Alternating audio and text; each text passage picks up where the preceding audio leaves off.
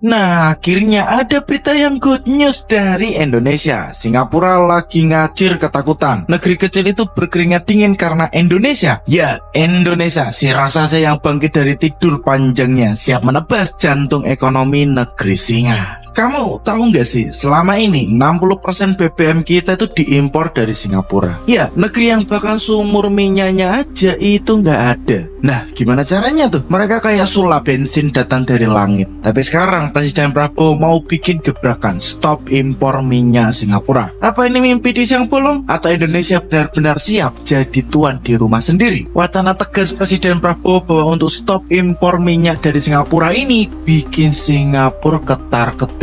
Serius, mereka benar-benar takut sama Indonesia. Nah, daripada penasaran, langsung aja kita bahas. Simak sampai habis biar nggak cuma jadi wacana warung kopi. Indonesia's plan to cut oil imports from Singapore amid US tariff talks may pressure trade flows. About 60% of Indonesia's fuel imports come from Singapore, but that may soon change. The country's profitability will go down for the refining business for Singapore. That may also affect then second round effects, right? When you have less demand, the manufacturing sector, the services. Tapi ini beneran lucu banget. Negara seluas Jabodetabek cuma seibrit doang, tapi bisa bikin Indonesia, negeri 17.000 pulau ini tunduk. Singapura, negeri yang kalau jalan kaki kelilingnya cuma 2 jam, ternyata jadi dealer minyak paling laris buat Indonesia. Setiap menit kita transfer 1,8 miliar rupiah ke sana. Setiap orang kalap belanja online, tapi yang dibeli itu bensin. Negara kita kecanduan, tapi yang ketagihan malah kantong Singapura. Bahkan, ya coba bayangin selama kita sibuk ngeributin siapa yang jadi menteri, siapa yang jadi presiden, setiap hari uang kita mengalir deras ke negara tetangga. Ini tuh kayak Indonesia jadi ATM raksasa, kartu debitnya kita, tapi yang jajan malah Singapura. Dan ini bukan cuma angka di kertas kalau besok dunia kiamat. Ya maksudnya kalau tanker minyak mogok atau perang meletus, stok kita cuma cukup buat 21 hari. Habis itu pesawat parkir abadi, truk nggak bisa jalan, tukang bakso di pinggir jalan ngelamun sambil goreng bakwan. Ya jangan salah, krisis energi ini bukan film Hollywood. Ini realita yang kita biarkan bertahun-tahun. Karena apa? Karena kita nyaman beli dari Singapura daripada repot bangun kilang sendiri. Karena lebih gampang impor daripada investasi. Karena kita lebih suka hidup praktis, meski yang praktis itu ternyata bikin negara lain makin kaya dan kita makin nyungsep. Ya coba deh kalian pikirin, 653 triliun.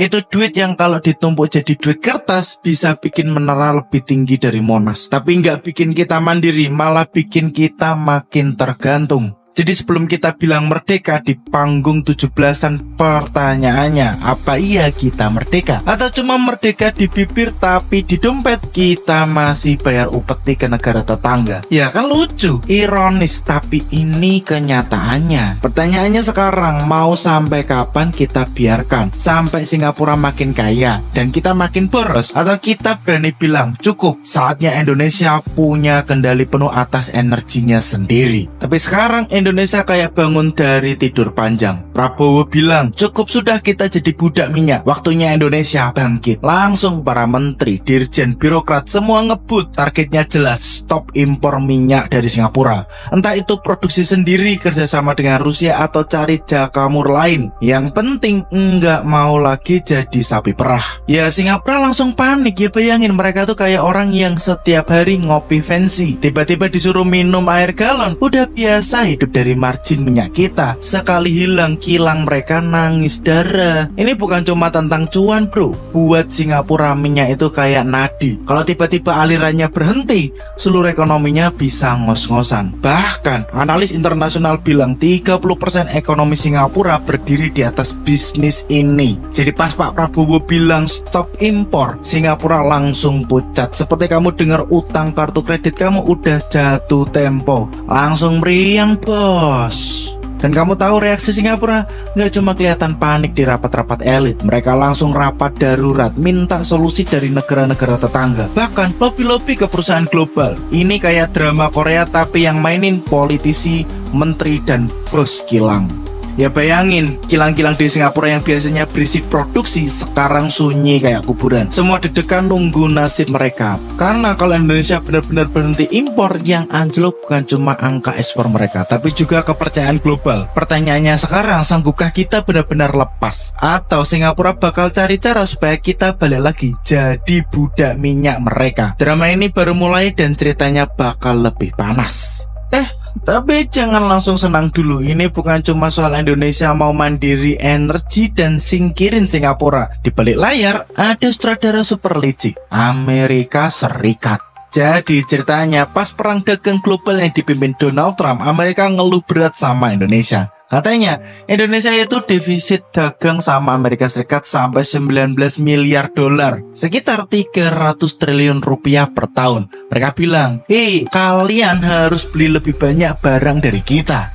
Nah, biar nggak kena sanksi atau diboikot dagang, Indonesia setuju buat naikin impor produk Amerika, terutama energi, senilai minimal 10 miliar dolar atau sekitar 160 triliun. Artinya impor BBM dari Singapura nggak hilang, cuma dipindahin ke Amerika Serikat. Jadi, kalau kalian pikir Indonesia benar-benar lepas dari cengkraman Singapura, ya salah besar. Ini lebih mirip transaksi politik. Singapura dikorbanin, Amerika senyum lebar, dan Indonesia ya harus siap-siap dompet makin tipis dan kerja keras supaya bisa bayar semuanya. Jadi jangan cuma lihat drama nasionalisme doang, ini juga soal diplomasi dan kompromi global yang bikin kita harus bermain cantik. Singapura rugi? Ya belum tentu. Amerika untung? Itu pasti. Dan Indonesia tetap di tengah-tengah, berusaha cari jalan supaya bisa berdiri tegak tanpa terlalu banyak hutang budi. Nah pertanyaannya sekarang, Indonesia siap gak nih? Karena ini bukan cuma soal stop impor, tapi soal berdiri di atas kaki sendiri. Dan sayangnya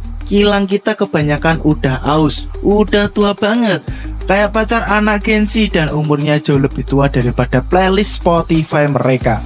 Ya lucu kan, negara yang katanya kaya minyak tapi kilang kayak museum. Efisiensi kilang kita, aduh jangan tanya, masih kalah jauh sama Petronas Malaysia. Laba mereka 3 kali lipat lebih gede dari Pertamina. Petronas itu udah kayak chef restoran bintang 5, semua bahan baku diolah dengan resep ciamik. Sementara Pertamina ya masih sibuk dengan resep dapur. Dan ini bukan cuma soal mesin tua, ada monster yang lebih serem, korupsi. Ya rasanya kayak serial Netflix, setiap season ada aja tokoh yang baru masuk bui. Giliran orang-orang bilang, palingan korupsi doang. Ya, tapi itulah yang bikin pabrik tua makin gak keurus. Kayak mobil tua yang mesinnya bunyi kretek-kretek, tapi yang punya malah sibuk shopping online. Makanya ada wacana undang Rusia, Rosneft, raksasa minyak Rusia, mau bangun kilang baru 315 triliun rupiah di Tuban. Proyek yang bisa jadi obat mujarab, karena kalau kita cuma ngandelin kilang tua, ya kita kayak orang tua yang maksa ikut lari maraton, pasti ngos-ngosan. Dan ya maksudnya gini, kalau duitnya mau dikorup juga,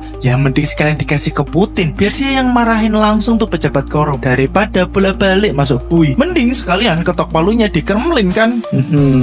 Tapi semua ini balik lagi ke pertanyaan yang penting, apa kita siap keluar dari lingkaran setan impor? Apa kita sanggup bangun infrastruktur baru dan hentikan drama mafia? Karena ini bukan cuma soal kilang, ini soal kedaulatan, soal harga diri, dan soal masa depan. Kita udah terlalu lama bayar 1,8 miliar per menit ke negeri singa. Sekarang waktunya kita buktikan Indonesia bukan cuma sekedar pasar, tapi negara besar yang bisa mandiri. Mampukah kita atau cuma bisa bilang, ya bisa. Jadi ini bukan cuma soal beli bensin lebih murah, ini soal harga diri bangsa. Mau terus jadi budak Singapura atau berani bangun kemandirian energi sendiri. Bahkan kalau harus berantem sama mafia migas, birokrasi tua, atau sistem yang karatan, kita harus siap. Karena ini bukan cuma buat sekarang, ini buat generasi yang akan datang. Tapi gimana pendapatmu tentang hal ini? Komen pendapat kalian di kolom komentar. Jangan lupa untuk like, share, dan subscribe. Terima kasih sudah nonton, dan ini